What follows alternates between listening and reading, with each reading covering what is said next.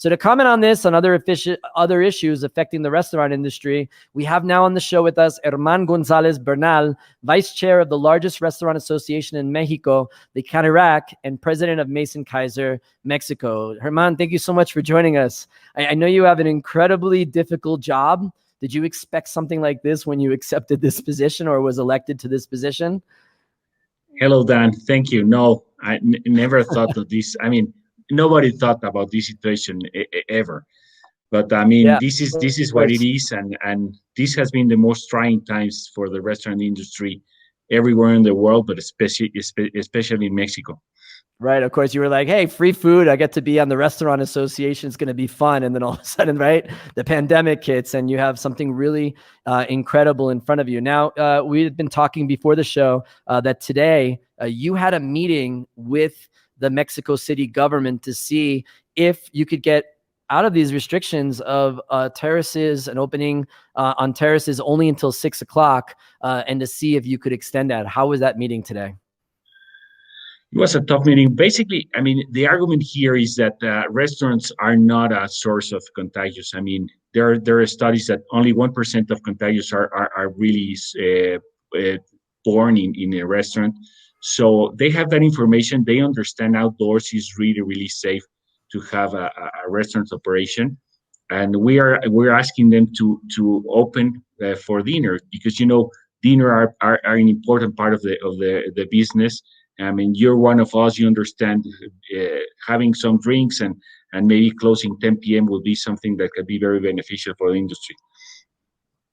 Right. I understand that. So right before, as I mentioned in the segment, that a couple of restaurant owners came together and decided to open up even before they were allowed to open up terraces in defiance of the law. And as an industry that really needs to rely on the law to protect itself from theft and fraud and other things, it seemed that could have been a little awkward that they were publicly going against the will of the government. How did you feel about that? Well, I mean, it was a really moving situation. What happened? Everything started in early December when we started having talks about there was a possibility of a lockdown, a new lockdown. We were shut down for 104 days, and we were supporting. There's no government aid in this industry. It hasn't been for anybody in the private industry. So we have been supporting our operations to be open. So when this lockdown came as expected, the only thing we asked them is, okay, give us a date where we're going to open again. So they put out the same January the 11th to be the opening date, reopening date, and when we were close there, they started to say, well, we're not happy with the numbers. The hospitalizations are going up, and we were in a situation. But we say, you put the date, we cannot afford to be closed. So if you don't open us, we will need to open. Right. And that's a decision a lot of people took. Absolutely. So a lot of cities especially in the United States, like New York, who has been ravaged by coronavirus, have shut down. Indoor restaurants are still not permitted, even though their rates are a bit less than ours. And some critics could say that opening up the restaurants will encourage movement of people to go to the restaurant, to be in front of each other, spend time together, and then go back to their homes and to interact there, thus increasing virus numbers. So why do you think that may not be true and it's a good idea for us to continue opening? I think it's the opposite, because what happens is where contagions are really happening is in the gatherings where you relax your distance, where you relax the uses of the mask.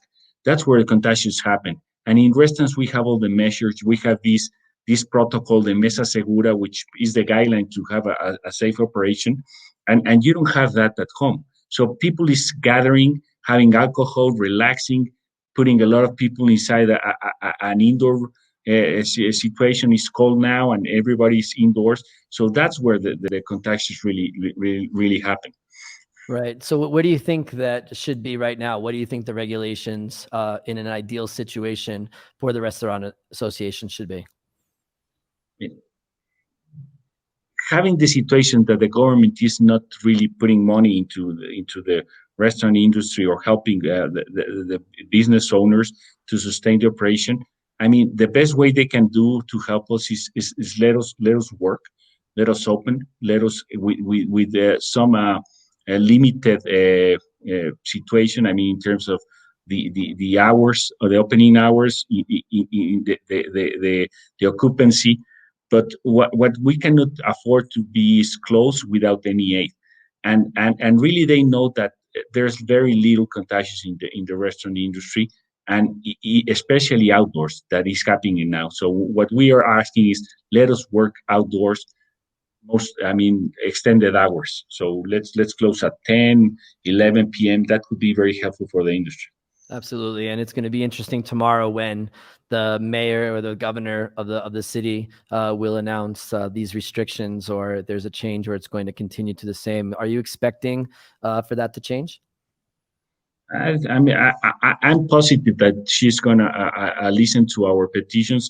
We have very serious and strong arguments, and so I think she's gonna say yes. Let's probably they not opening indoors yet. Maybe next week or the week after the next.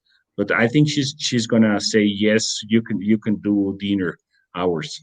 Absolutely. So, in another topic about vaccinations, we know that there's a list of first, it was the military and healthcare workers. Where are restaurant workers on that list to get a vaccine? It seems like they are going out and interacting with customers all the time, and there's so many restaurants.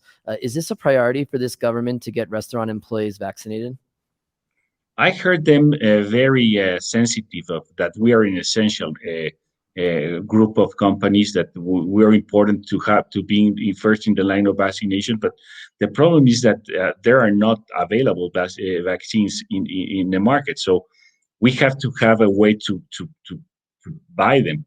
And this is the difficult part because nobody is now offering vaccines on sale. So we're trying to talk about with the government in different states of Mexico. So I mean, we can help pay for our workers vaccination, but we need to sort them first.